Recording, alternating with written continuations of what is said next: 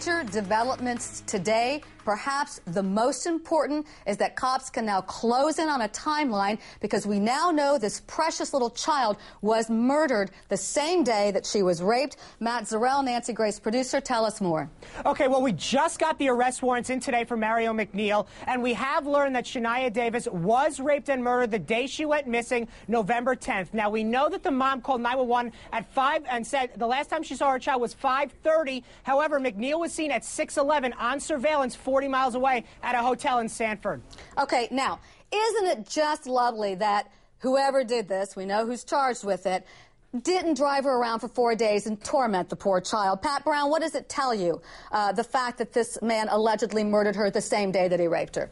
Well, my guess is, Pat, that he accidentally killed her while he was raping her. You know, little children are just annoying that way. When you rape them, they tend to object. They tend to be upset about it. So you have to do something like smother them or strangle them because they're just complaining too much. And so my guess that's exactly what he did. Oh, that's interesting. So you don't think that he allegedly performed the rape, then took her somewhere else to murder, then took her somewhere else to dump her body?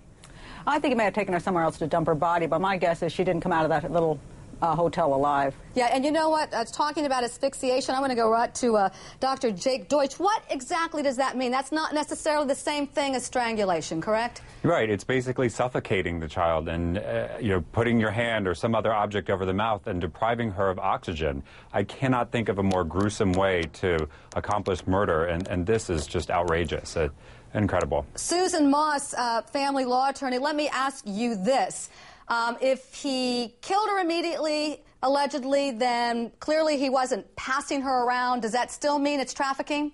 Oh, absolutely. I mean, he took her to her room and then he took her to her doom. I mean, this guy it doesn't even matter because he's guilty of murder one. And in North Carolina, at the very least, that is life imprisonment. But this is going to be the death penalty. The entire public of North Carolina and the country is outraged for what they saw. She's a little 5-year-old girl. Look at the surveillance tapes. Look how sweet she is. And this guy raped her and allegedly killed her, asphyxiating her, and then dumping her body with deer carcasses. He's going to get the death penalty. It's going to go quick, and you're going to get justice in this case. Daniel Horowitz, let me ask you, if this was your guy, what, are you going to say, gee whiz, he confessed to kidnapping, but somebody pushed him into it, and now it's murder? How do you handle a case like that?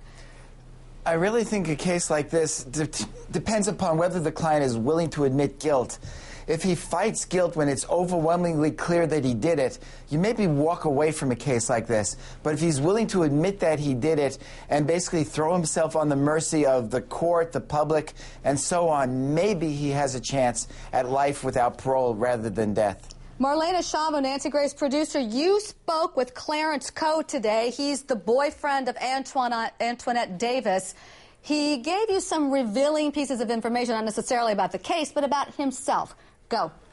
That's right. I spoke to him today. He was talking about Antoinette. He was still sticking to the fact that he did not think that she could be responsible for such a crime. And then when I asked him, but what if she is charged with murder? And he said, well, if she is and she had something to do with this, then she should get the death penalty too. That's really, really interesting, but he doesn't believe she did. But now, she's pregnant, correct? Sitting in jail? That's right, Pat. She is 2 months pregnant with Clarence's baby. And also, you have to remember, this is a man who was put in prison and charged with first-degree kidnapping because of Antoinette Davis. She was the one who implicated him in this crime, and he is still sticking by the fact that he doesn't think that she did it. Absolutely, absolutely. And I've even heard people around the neighborhood say that they thought he was actually the person most concerned for this child.